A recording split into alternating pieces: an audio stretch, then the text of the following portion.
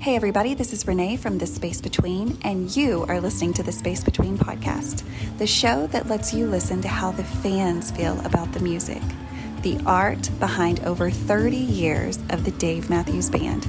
Stay tuned.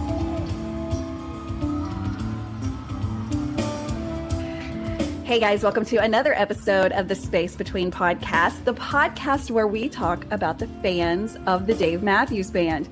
Each week, I bring another fan on the show to tell us their journey with the Dave Matthews Band. Today, I have Lisa Cooper with me. Lisa, thank you so much for agreeing to be on the show and being willing to tell your story. Absolutely. Thank you. Absolutely. So tell us, where are you and how in the world did you find this band, the Dave Matthews Band? So I am in Michigan, and in Michigan we do this. So this is Michigan, and I'm over here on Lake Michigan, kind of in the Northwoods.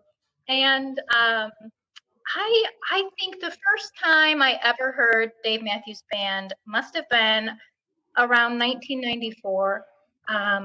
And a classmate in my French class, and she always wore her DMB t-shirt, one of those OG t-shirts, and she made me a tape. And, that was it. That was wow. So you are one of the OGs, basically. I mean, when we talk about the history of the Dave Matthews Band and like its conception and like the fanhood, tape trading is one of those things that comes up, right? And so you are literally one of the receiving ends of that tape that changed your life, right? Like that's what I hear you saying, right? That was the start of the rabbit hole, I guess, that is the Dave Matthews Band, right? Yeah, and it introduced me to kind of that genre. I was in high school, so it was really me kind of coming into my musical taste, which vary, but that was it. So wow. I have some really vivid memories from that time in my life, listening and where I was and what I was doing, and that music takes me right back. Gosh, I know. I always say, and I've said this a million times, but I can't think of a better way to describe it, is that the Dave Matthews Band is the soundtrack of my life, because there's not really a time where I remember them not being there, right? Like my memories always have them in the background. They may have not been in the very forefront of what it was ever going on, but they've always been out there. And so it sounds like the same thing with you, right? Like it kind of started young, and it obviously it hasn't stopped, right? Like you're still in it to win it with the band, right? Right. Yeah. So when was your first show? Like, I know obviously not every fan has to go to a show to be a fan, but you have been to some shows. So tell us about like when that started. Yeah. And I'm not a counter. So I don't know how many. No, you don't have to tell us that. So I think our first show was 2005 or 2006, and it was Alpine Valley. Oh my God, what a great starter, right? Mm-hmm.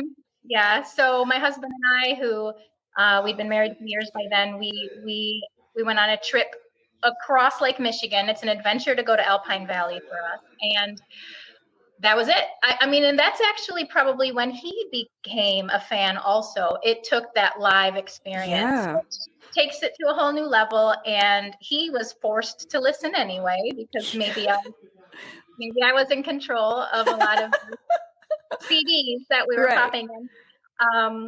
But yeah, I think we've talked about it. Like, it's about 2005, 2006. Yeah. And I want to say, correct me if I'm wrong, but like, I want to say I think it was 2005. Maybe I'm dead wrong, and we'll edit this out if I am, but like, I think that was an album release year, right? Was somewhere right in there. Somewhere right in there. Yeah. I think there was some big things happening at that time. So there's not a bad time to find them, but like that was a good time because they were definitely in a transition phase, but you also got the tail end of Leroy, right? Like you were able to kind of enjoy that before it was no longer. So it was a great time to find them or to hear them live. Right. And we were hearing stuff off of Stand Up, but, and going to hear them live meant, I heard some covers I'd never heard them do. A couple songs that weren't go-to songs until I heard them live, and then they became favorites. Yeah. It was over. It was over at that point. Yeah. So what did you think about Alpine? Oh, I love it. It's our little mini gorge out here in the Midwest. And when it's not an alpine year, I'm just looking for things to do. Exactly. I mean, I have just been to Alpine once, and it was last year, and we've already made our reservations, if you will, to go back, because we are hoping and praying and like betting that it's going to happen next year, right? Like somewhere around 4th of July, like we put all our money in. We're like, yep.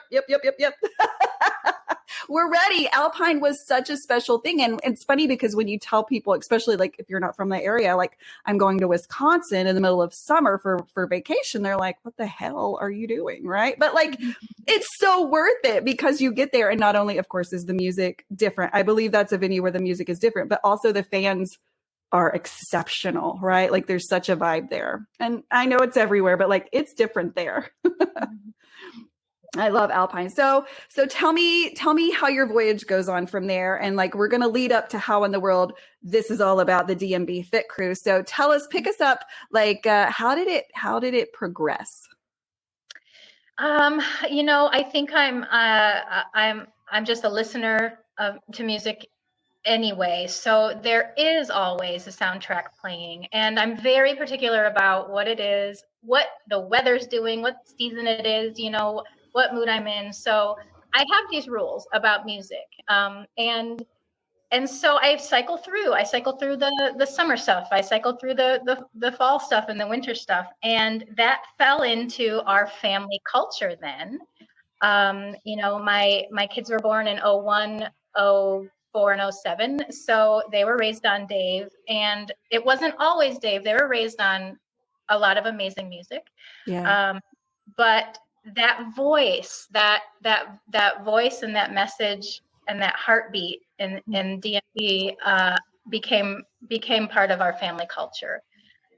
So there are times when I don't want to listen to it because I don't want to associate it with whatever I'm going through. Yes. But I think it is something that then has become a constant, and something I can count on to be there when I need it.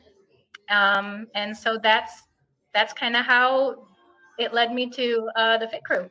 Yeah. So where were you in your life, and like, what made you think like, okay, I'm gonna, cause it's kind of a wild thought to be like, oh, I'm going to jump online and create this group, that want to work out to Dave Matthews Band. So like, what were the initial actions, that made you even kind of think of that idea? So, this was just post pandemic. And so I'd left a stressful career prior to the pandemic, and then had some time to reset. And then in 2021, in the spring, I was like, you know what? I'm coming up on mid 40s. Now is the time for me to become serious about my health, my cardiovascular health, nutrition, and make the most of what I've got here with this body I'm walking around in, because I'd like it to last, because I would like to be able to do the things I love to do and be comfortable and, not be injured. And I was having a hard time skiing and being out and active because I had become pretty unhealthy. So I was just making a plan. How am I going to do this? And how am I going to succeed? Because, this is it. This has to be it now. So I'm picking my apps. I'm finding some shoes, and then what's going to go in my ears when I'm doing it. I picked a Couch to 5K app, which kind of trains you to increase from walking to running until you can run a 5K. And that's something I would always recommend because it's a very easy pace to work yourself up. And, I don't think DMB is most people's go-to workout music. Right. But I knew that I needed to really enjoy it. I needed to trick my brain and really train myself to look forward to it. So there were times when I listened to podcasts, there were times when I listened to audiobooks, but when I really wanted to just be in my own space, it was DMB. And that was the year that I also decided that, we didn't have a tour in 2020. We didn't know what was going to happen to the whole dang world. So That's right. The boys are back and we're doing the gorge. We are doing it. So this was May 1st of 2021.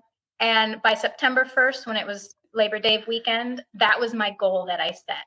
So it was a combination of knowing I could count on DMB to help me learn to enjoy that time I was spending out there walking and running, and having a goal to show up at the gorge feeling as good as I could. Yeah. Because the gorge it's a very physical location, right? Like I just went there for my first time this year, but I think that it would be a hurdle if you weren't able to get around easily. It would be a huge hurdle of a venue, I believe. So I can totally see why you started thinking about that and why that was the goal, is because, and I think a lot of people share in that goal of, I got to get ready for the gorge because it's a big one. So it sort of symbolized like, these are the types of things I want to be able to just go do. Yeah. And I can't control all of my health or all of my abilities. Yeah. This is the time in my life where I can put forth as much effort as possible into being able to go and do. So it was all about the gorge. It was all about finding that motivation, but also tapping into kind of, core values around being the best I can, or doing the best with the time I have, you know? So making the best of what's around. That's right.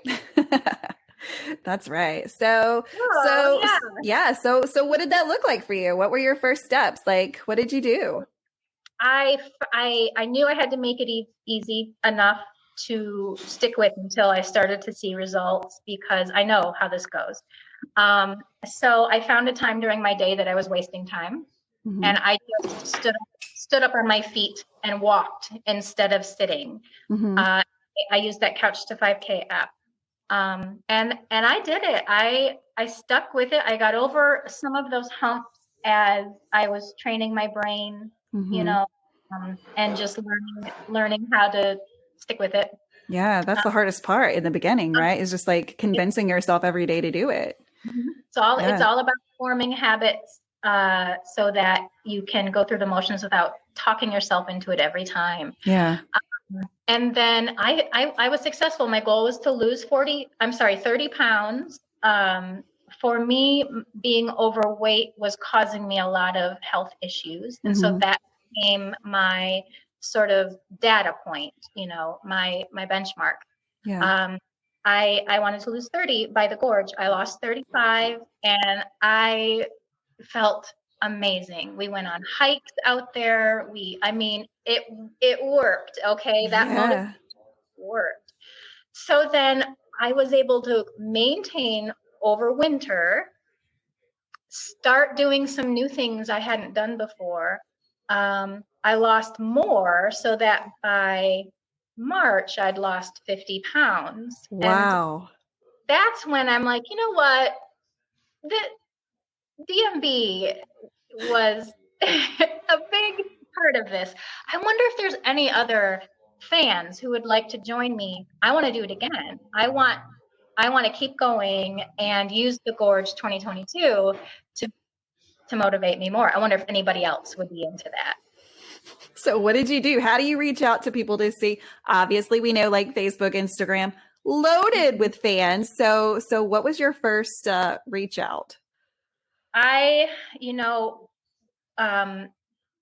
Figuring out the gorge is no small feat in and of itself. So I had joined the Gorge Crew community Facebook group, mm-hmm. and received a lot of support there for knowing how to gorge, and then was able to share some of the nuggets that we learned while we were there. So that's where I posted. Yeah. I just said, this worked for me this time. And it's not rocket science. It's great music and a little bit of self-love. Yeah. And so would anybody else be interested in joining me? Maybe we could start a group. And that thread blew up. So later that day, I started a group, and later that night, we had a couple hundred Oh my members. God. Oh my God. So people really were looking for that. And so you kind of, threw it out, and I know so many people were thankful to join your journey with you because they were just needing somebody, right, to do it with them, kind of hold your hand, if you will, and like, let's do this together, because it's always better if you have somebody that does it with you. Well, and I had some before and after pictures. So that I think in and of itself is pretty motivating to see that somebody else, like some 40-something-year-old mom in the Midwest, she can do that. I can do that. Yes. And this group is maybe not like other fitness groups and maybe not like other DMB groups. So why do you say that? Or are you going to leave? If that was premature, that's cool. But like, why do you say that? Why is it different? I think there is no place for people to be crappy. And I think there should be high expectations for behavior because, we just have to love each other. And so this gave us the opportunity to give and receive support in a way that is real, just authentic and honest. And none of us here, I am not a fitness expert. I'm not in here like with all the answers. Right. I'm here to show some kindness and be a friend and be in it together. Yeah.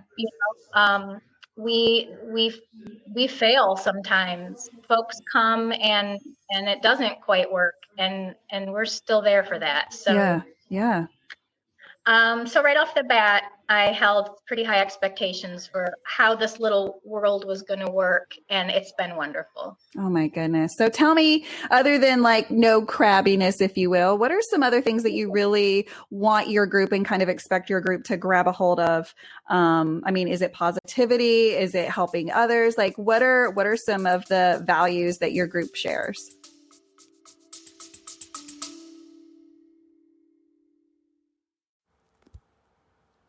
Hello, everybody. This is Dave Rich from the Eddie Casino Band out in Las Vegas. We're really excited to get this journey going, celebrating our music, our original music, on all platforms. We just released our first single over Labor Day weekend called Eddie Casino. If you're looking for new music, look out for our next single coming out to Spotify, YouTube, Instagram, Apple Music.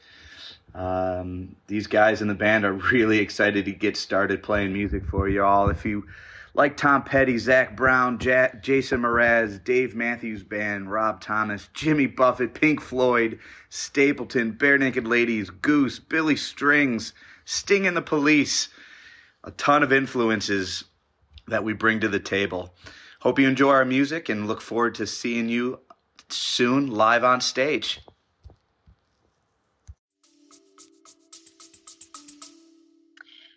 I think it's definitely to realize the value and the worth that we each have, to kind of come at this feeling like this is our space to take care of ourselves. We're all busy serving others, and this is a very self-focused thing that we're doing as far as paying attention to our own fitness. And that's maybe often why we don't get to it, right? True.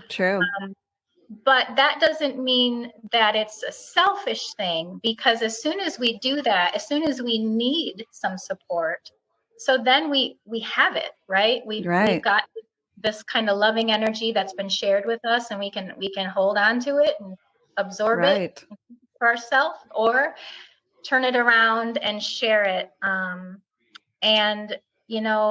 think that sort of just it kind of is the way we behave in there. It's a give and a take. And we can be crabby. Of course. Everybody doesn't have perfect days, right? Like there's a lot of non-perfect days, but there's a way to do it gracefully, right? Like, hey guys, I'm struggling, right? Like I'm struggling. And those are some great words, to use to let people know, hey hey, I need some love right now.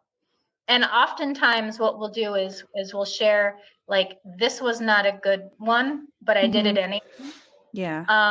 And I'll tell you what, when I'm out there doing whatever I'm doing, it's like the Fit Crew is in my head the whole time, and there's no way I'm going to let them down. So, wow. Yeah. So accountability, right? Like that's kind of a little bit of accountability, is knowing if I don't do this, like you it does. It's that accountability. And I feel like that really helps, especially when you're talking about creating new habits, especially exercise, right? Because I think for the most part, people really do need it. It's like a team thing, or like at least two people. It makes it easier to share in the struggle, right? Like, because it's not easy for anyone. It really isn't. I think that that's a misconception when it comes to exercise. And I think to, add to what you said a little bit ago, I think that making time for yourself, especially when it comes to making sure that we become healthier, and keep investing in ourselves, is really important as a piece of mental health, right? Because like we cannot give 100% of ourselves. We can't give 80% of ourselves if we're not feeding ourselves too. Like our body is just like a car. We need oil changes. We need gas. Like we need all of those things. And if we don't do that, then we're going to fall apart. Right. So, and I can't think of a better time than, I'm mid 40s, and I feel like, like this is the time where your body starts going, I'm going to downshift a little bit. Like, I don't know if I can do that. So this is a great time to be talking about your crew. And so tell us, like, how much have you guys grown, and what has that growth allowed you as a group to be able to do? Yeah, I mean, so, right away I could tell that this was something that was creating some meaning for people. And we started focusing on physical health, but we quickly kind of expanded that concept to spiritual health and mental health. We talk about encouraging healthy mind, spirit, body, community, and planet. Yes. So it's about wellness, right? And yes. It's not at all just about weight loss. It's not a weight loss group. It's about wellness, and that means different things to different people. Absolutely. So as it grew, right off the bat in the spring of 21, I didn't want to miss the opportunity to do as much good as possible. So as we started setting up some of our very first group challenges, we attached a fee to those challenges and made them fundraisers. And that really tapped into, I think what we love the most about the music, because it encouraged us to to make more with what we've got, right? To take something we're doing for ourselves, to come together as a community, and to just kind of pay forward that great energy that we're creating. And the band does it all the time. Yeah. It's just the same concept as any charity run that you might sign up for, your Thanksgiving turkey trot that, is a fundraising run. So that first summer we raised some good money for charity. We looked for charities that were meaningful to us. We oftentimes will run a fitness challenge for charity with sort of like a in honor of somebody. So we'll be running that 5K for this person, and they've chosen a charity that the funds to. Yeah. And so we've met amazing people, and so the first summer was just so fun and so wonderful. And we run a 5K at the Gorge we hold these events at the Gorge, and then we cannot wait to get started again the next year. Wow. Wow. So that says a lot about your group. I mean, not only are people going through, this year, but they're excited about next year, right? Like time to start over again, or time to start something different. Okay. So as we head into the future, what does that look like with your growth? And do you guys have new goals for 2024? Are you going to try some things that maybe you haven't tried in previous years? Again, this is just such a baby of a group. So there's unlimited possibilities. And of course, there'll be more growth to come with each year, because I think as people find out about you guys, they're just going to kind of flock to you. So what would be some words of advice that you would give people if they're looking for something to kind of invest in themselves in 2024, and everything you have said sounds really good so far? What would be some examples of like people that have come to you other than your story? What would be some examples of people that have come and had some really good success stories, or people that really kind of came in maybe nervous about it all? This was nothing that they had ever done. Working out was new to them. Can you give us some examples of like stories that people maybe could like get behind and be like, okay, I'm not the only one that's never exercised, so this group might work for me? Mm-hmm. Absolutely. Yeah. I mean, we're at about 5,500 right now. And we kind of, you would think this time of year is a quiet time of year, but we do shift into low gear. It gives us an opportunity to plan for next year, the next tour. So we just wrapped up a huge project with our set list auction with the fall tour, and that was a lot of work. So we're just kind of taking a breather as we think about next year. And I've already, so we use a sign-up platform, for all of our events. Already created the 2024 kind of event that houses all of our challenges. And that was kind of a big moment. I was like, oh my gosh, we started with 22 or whatever, and here we go. We just keep on going. Yes. So we already have events happening in January that are up and available for registration. And so we have, oh my gosh, the stories that we hear, the successes, and I'm thinking of one young man who has struggled with some issues with his hands and feet and numbness. He's a guitar player, and he was struggling with that. He was having a hard time. He couldn't run anymore. He was trying to walk to stay fit and really struggling. And we have had several events in partnership with Lyoko Suzuki, who you may know is Jeff Coffin's wife. Actually, Jeff Coffin is her husband. Let's put it that way. That's right. She has her own like starship, right? Like she's got an enterprise behind her, and she knows. Like I've never heard anyone speak negatively about her. Like when I hear someone speak of her, it's like she's a master of like her own trade, right? Like she's so kind, she's so gentle, and the information that she gives you is just so valid, right? So like how did you get wrapped up in finding her and getting advice and all of that from her? It was really early on. We started partnering. It was I don't know. It was in 2022, and we did some events together. We did a fundraiser together. Oh, we did a wellness series around the holidays last December to partner and raise some money for the W.O. Smith School of Music in Nashville, where she lives. And the group who came together and registered for that, any class that we take with her is such valuable time. And her practice is so gentle and restorative.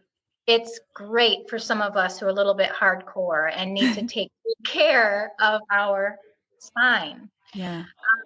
And so this gentleman, he signed up. He was anti-yoga. Let me just say that.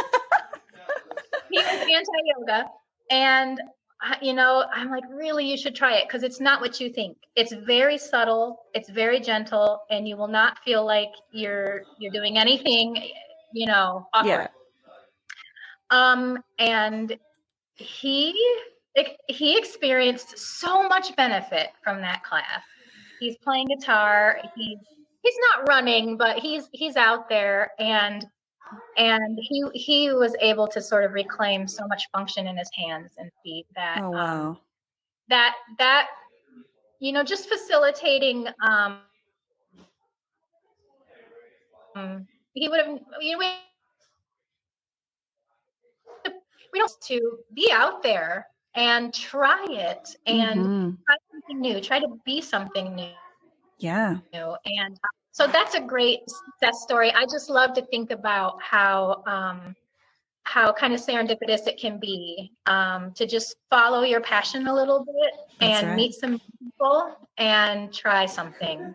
Yeah. Yeah. And I'm sure as the group has grown, people have come alongside maybe, masters of their trade, whether, it was some form of physical therapy or maybe even yoga instructors. And so has that happened where people were part of your group or found out and was like, hey, how can we help? Right. Because obviously Susie came along, but like, have there been others that were like, what can we do to help make this, expand? Absolutely. So when we go out to the gorge, we do have a live yoga class. It's sunrise yoga on Friday morning at sunrise. Oh my goodness. Over at Cave B. We partner with Cave B. And so we have yoga on the piazza at Cave B overlooking the gorge and Sage Cliff Resort as the sun rises behind us. This year it did rain on us, so we got to be kissed by raindrops instead of seeing the sun. But so then we partner with members of the group who are yoga instructors, and we have a little selection process, and we've had some amazing classes out there. And we do have dietitians and nutrition experts in the group, and they'll chime in. We really keep the group focused on sort of activities that benefit everyone, and anything that we're doing, it's a fundraiser. So drive in that direction. But we have had several members kind of step forward and offer their expertise. That's amazing. So if someone is thinking, hey, I really want to know more, where can they find you guys? Is it a page? Is it a group? Like, where exactly on Facebook can you be found? And are you on other social platforms? So we've started with the Facebook group, which, only works for a certain pocket of our demographic. We do have members who aren't on Facebook, and they make donations and they attend, they keep in touch via email or other ways. We have a website, dmbfitcrew.com, and we've had several people kind of sign up for updates through the website, and they keep updated. They'll come through the website and sign up for our challenges. Also, we have a Facebook page. It's not super active, but there is a DMB Fit Crew page as well. And then we're on Instagram. DMB Fit Crew. Is it DMB Fit Crew? Let me guess. Yeah. And we have a little board of directors, myself and two other amazing friends. I cannot tell you how grateful I am for the people I have met in this group. And Jason and Kayla are phenomenal people. And so the three of us spend a lot of time together these days. Yes. And so they do help with some of the social media stuff, because maybe it's something I'm not great at, ironically. Right. And it could become so much, right? Especially as your group grows, there's people that maybe reach out to ask you questions. And so at some point, obviously, like, we have outside lives outside of Dave Matthews Band. Like, we wish Dave Matthews Band was like our job, right? But like, it's not. So like, at some point you did need help, right? And so I'm so glad that you've got some people on that are really helping you to expand this group. And so tell us in closing, like, obviously this was something you could have never dreamed that would be inside your fan story of the Dave Matthews Band. So explain to the listeners, like, has this elevated your passion for the band? Like, has it changed your view of them? Or like, in general, how has this crew changed your life?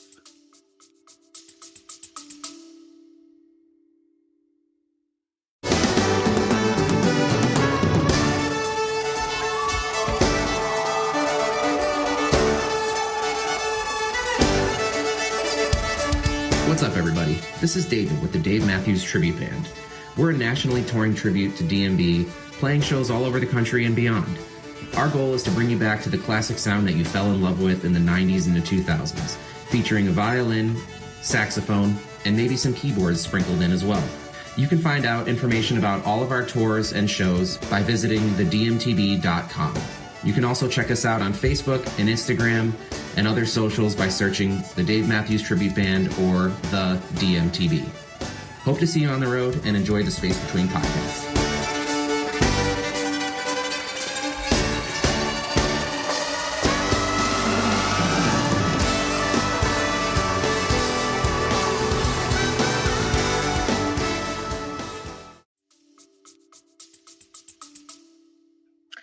Oh my goodness. I am a business owner. I run 2 other businesses, and sometimes this shifts into my full-time gig. And I wouldn't have it any other way. It's just so much joy comes from this. I would say it has made my relationship with DMB so much more meaningful, because I feel like I'm riding this wave of energy that they're sending out. And I'm just like, I get to be part of that. I get to see that cycle through and come back. I've met some amazing people. I've got to spend time with band members. I've got to know some of the crew, and the generosity and just love that comes from these guys. I've been so impressed by so much that I've encountered. We've received gifts that we can auction off, and that sort of feedback loop just means so much. So it's really elevated sort of the experience I have with the music. And I tell you what, nothing has changed as far as my motivation goes. I'm still out there. When I'm out there running my miles, I'm like, okay, what soundtrack do I need? It's not always DMB, right? But I mean, I come back to it again and again, because now, because of the Fit Crew, it just is. It's my why. It's what motivates me, and what makes me feel just happy stuff when I'm out there doing it hard.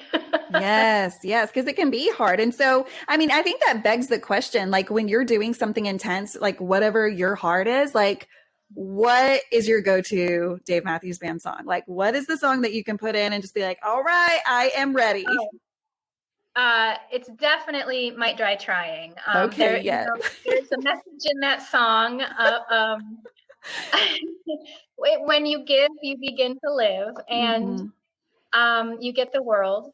And you might die trying. So. I know. I was fixing to say, like, and also you might die trying, because like that's how you feel, like when you're going for it, right? I'm in this plank. I got a lot longer in this plank. I'm going to die trying. Jesus, help me, because like I feel like I'm going to die, right? Like those muscles start burning, and you're like, I don't know what I'm doing. Okay, so like if you're doing something slow, like let's say yoga, where you're just trying to like chill and get out of your head, but also like stretch those muscles and feel better, like what's the song for that? That would be Mercy. And that is something that Lyoko brought to our group. She led us through a breathwork session to that song. And it has, again, taken it to a whole new level. That song speaks to me about who I want to be, of what we need to do with our time here. And it does that in a very melodic way. Wow, that's beautiful. And it's so funny, because as I talk to more and more people about yoga and how it's changed their life, one of the things that they always say, and you said this too, was that it's not all about the workout, right? Like yoga has taught me to be kind to myself. What? Did I just say that? But like, yes, that's a big part of this, is like remembering to be kind to yourself. And while that may seem so easy, typically, we are on the back burner at all times, right? Like we're busy taking care of the children or the husband or the people at work or like all the things. And then we just like come home, go to bed, and like we start our next day. And so like, what are we doing to invest in ourselves? And so I think, you're offering such a great option for people that may be thinking that like, okay, I'm tired. My body is aching at the end of the day. Like, I should not be feeling this way. Is this what it feels like to be 45, 55, 65? Like, how can I be that 80, 90-year-old who's walking around the mall? Like, how can I do that? Well, number one, you've got to schedule yourself into your calendar, right? Like, make yourself a priority. And like you said, that may sound selfish, but it is not. It's actually a necessary thing for everyone, right? It's like, drink your water, do all the things, make time for yourself, right?